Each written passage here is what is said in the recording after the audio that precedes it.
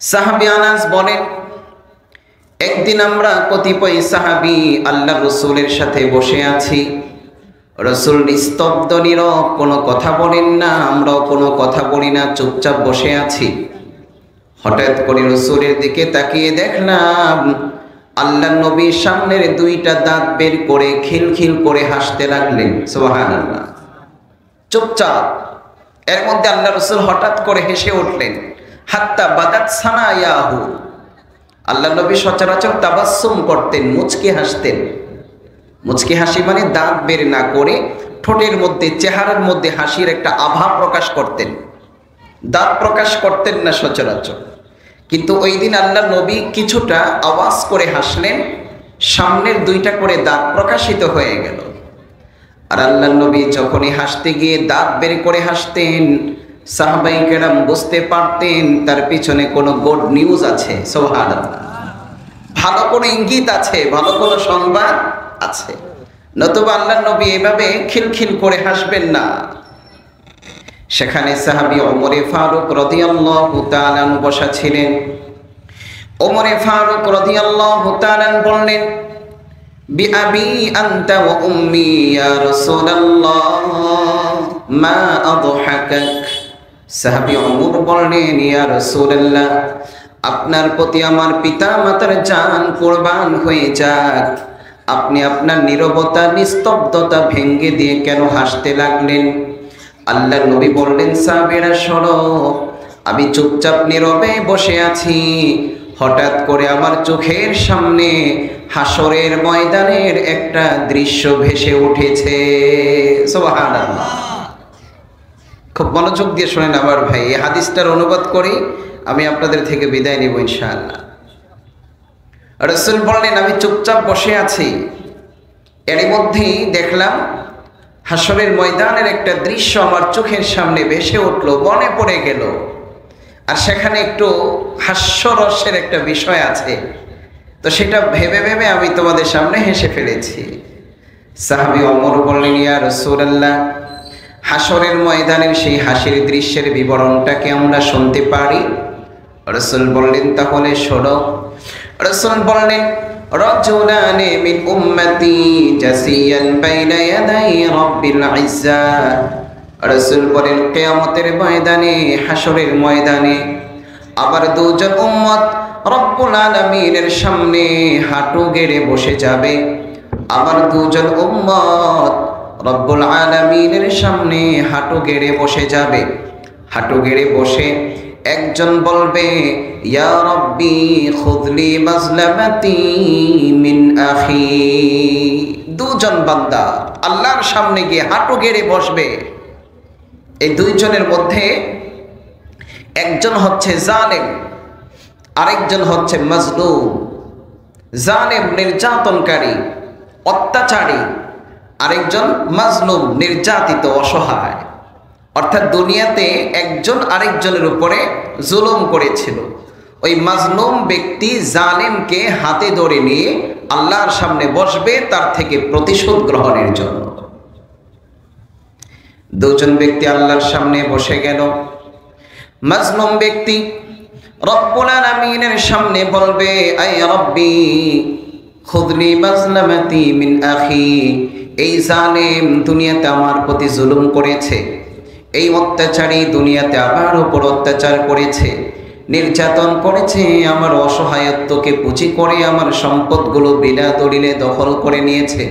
এমন ভূমিদস্যু আছে কিনা? কথা বলেন। দলিলের পেশপোষ দেখায়, ওয়ারিস মিথ্যা ওয়ারিস বের করে মানুষের জমিকে দখল করে নেয়। ভূমিদস্যু, অভাব নাই।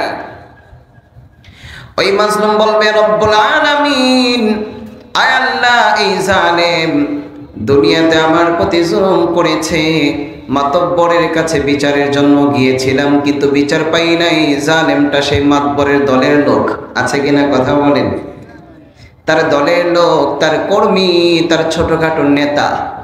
দুনিয়ার কোথাও বিচার পাই নাই। দুনিয়াতে নিজেকে সান্ত্বনা দিয়েছিলাম, মন তুমি শান্ত থাকো, দুনিয়ার কোন আদালতে যদি ন্যায্য বিচার না পাও, কিয়ামতের ময়দানে আল্লাহর আদালতে গিয়ে ন্যায্য বিচার পাবি। আয় আল্লাহ, আমি আমার মনকে এভাবে সান্ত্বনা দিয়েছিলাম, ঠিক আছে দুনিয়ার আদালতে ন্যায্য বিচার পাচ্ছ না, আল্লাহর আদালতে গিয়ে ন্যায্য বিচার তুমি পাবে, ধৈর্য ধরো।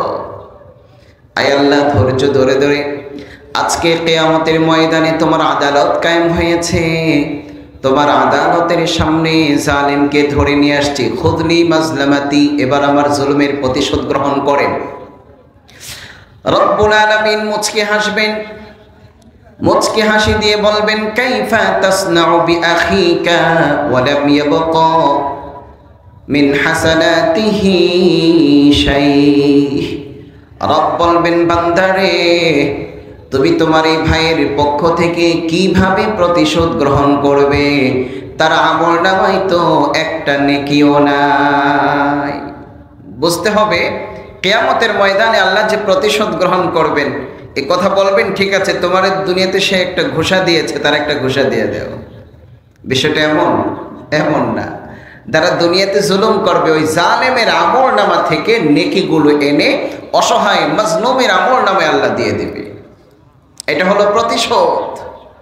আজকে আপনি একজন মানুষকে কষ্ট দিয়েছেন, অযথা একজন মানুষকে থাপ্পড় দিয়েছেন, অযথা একজন মানুষকে হয়রানি করেছেন, লোক সমাজে একজন মানুষকে অসম্মানিত করেছেন, দলের পাওয়ারে, টাকার পাওয়ারে, লোকও বলে লোকটা অসহায়, টাকা নাই, জনবল নেই, পার্টির পাওয়ার নেই, এই লোকটা হজম করেছে, যার কেউ নেই তার আছে একজন, তিনি কে? আল্লাহ। এই অসহায় লোকটা আল্লাহর আদালতে যখন দাঁড়াবে, আল্লাহ তাআলা আপনি যে জালেম জুলুম করেছেন, আপনার আমলনামা থেকে যেই পরিমাণ জুলুম আপনি তার উপর করেছেন, ওই পরিমাণ আপনার নেকি আমলনামা থেকে নিয়ে আল্লাহ তাআলা মাজলুমের আমলনামায় দিয়ে দিবে। এটা হলো প্রতিশোধ। এই জন্য তিরমিজিতে একটা হাদিস আসছে, আল্লাহ রাসূল একদিন সাহাবীদেরকে জিজ্ঞেস করলেন আতাদরুনা মানিল মুফলিস, তোমরা কি জানো অসহায় কে, নিঃস্বকে, অসহায় কে? সাহাবায়ে কেরাম বললেন মাল্লা দিরহাম লানা মাল্লা দিরহাম লাহু ওয়ালা দিনার ফিনা, আমাদের মধ্যে যার টাকা নাই, পয়সা নাই, ধন সম্পদ নাই, কিছুই নাই, ভিটে বাড়ি নাই, সেই তো অসহায়। রাসূল বললেন না, আমি এটা জিজ্ঞেস করি নাই। রাসূল বললেন আল মুফলিসু, প্রকৃত অসহায় হবে সেই ব্যক্তি কিয়ামতের ময়দানে প্রচুর পরিমাণ নেকি নিয়ে আল্লাহর সামনে উপস্থিত হবে। ডানে নেকির পাহাড়, বামে নেকির পাহাড়, সামনে নেকির পাহাড়, পিছনে নেকির পাহাড়। বান্দাটা ডানে বামে, সামনে পিছনে নেকির পাহাড় দেখে বড় খুশি হয়ে যাবে, কিন্তু ওই বান্দা এতগুলো নেকি নিয়ে উপস্থিত হওয়ার পরেও দুনিয়াতে বান্দাটা বহু মানুষের উপর জুলুম করেছে। এরই মধ্যে দেখা যাবে ওই বান্দা দুনিয়াতে যত মানুষের উপর জুলুম করেছে, একে একে মাজলুমগুলো আসতে থাকবে, এসে বলবে রব্বুল আলামিন, তোমার এই বান্দা দুনিয়াতে আমাকে একটা অযথা চর মেরেছে, থাপ্পড় মেরেছে, আমাকে ভর সমাজের মধ্যে, বাজারের মধ্যে অসম্মানিত করেছে, আমি তার প্রতিশোধ চাই। রব বলবেন তার ডান পাশের নেকির পাহাড়গুলো এই বান্দাকে দিয়ে দাও। সুবহানাল্লাহ। এইভাবে এক একজন করে আসবে, কদ শাতামানি হাদা, কদ সাফাকানি হাদা, কদ জরাবানি হাদা।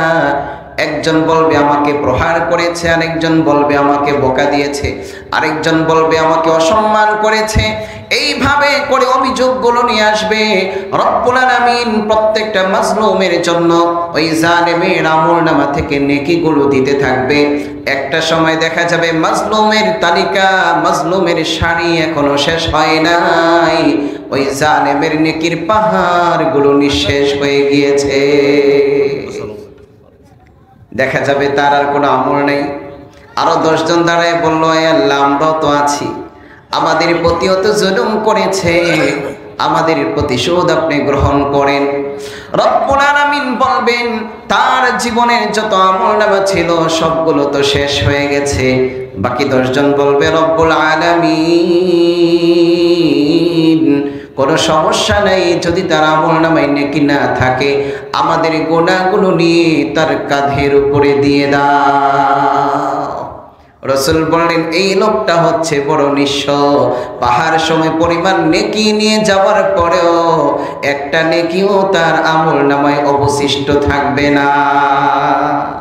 এই জন্য আমার ভাইয়েরা 5 ওয়াক্ত নামাজ পড়েন, খুব তাসবিহ জপেন, লম্বা দাড়ি আছে, বছরে বছরে হজ করেন, কিন্তু অযথা মানুষের উপর জুলুম করেন, আপনার কোনো ইবাদত আপনার আমলনামায় থাকবে না। সাহাবী আনাস রাদিয়াল্লাহু তাআলা এর হাদিস,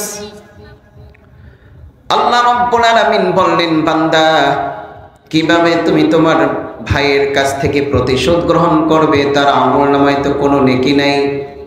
বান্দাটা বলবে, রব্বুল আলামিন ফালিয়াহমিল মিন আউজারি শাইআ, যদি তার আমলনামায় নেকি না থাকে আমার গুনাহগুলো তার আমলনামায় দিয়ে দাও, আমার গুনাহগুলো তার আমলনামায় দিয়ে দাও, বাস হয়ে গেল, আমি গুনাহমুক্ত হয়ে গেলাম, তো আমি জান্নাতি হয়ে যাব, আর আমার গুনাহগুলো তার মাথায় দিয়ে সে জাহান্নামে চলে যাবে, এতে আমি খুশি। আল্লাহ রাসূল বললেন, কিন্তু রব্বুল আলামিন সেদিন ওই জালিমকেও মাফ করতে চাবেন, জালিমকেও জান্নাত দিতে চাবেন, মাজলুমকেও জান্নাত দিতে চাবেন। এই জন্য রব্বুল আলামিন চমৎকার একটা কৌশল অবলম্বন করবেন, একটা হিলা করবেন। আমার ভাইয়েরা, মা বোনেরা, যদিও কনকনে শীতের রাতে এখানে বসে আছেন, আপনি শুধু এতটুকু আজকে বুঝে যান যে আল্লাহর জন্য এখানে বসেছেন, সে আল্লাহ আমার আপনার মতো গুনাহগার বান্দাকে গুনাহ মাফ করে জান্নাতে নেওয়ার জন্য কতটা বাহানা খুঁজবে। কিয়ামতের ময়দানে আল্লাহ কত যে বাহানা খুঁজবে, যে কোন বাহানায় আল্লাহ তার একজন বান্দাকে মাফ করতে পারে। দেখেন এখানে আমার ভাইয়েরা, জালিম কিন্তু পুরা ধরা। রব্বুল আলামিন চেয়েছেন এই জালিমকেও জান্নাত দিবেন, কত সুন্দর কৌশল আমার আল্লাহ করেছেন। রব্বুল আলামিন বললেন, তুমি এত রাগ করেছে কেন, একটু শান্ত হও, তোমার ভাইটাকে কি মাফ করে দিলে হয় না? বান্দা বলবে, রব্বুল আলামিন দুনিয়াতে সে আমাকে অনেক জ্বালাইছে, এখন মাফ নাই, বহুত জ্বালাইছে, তার কোনো মাফ নাই,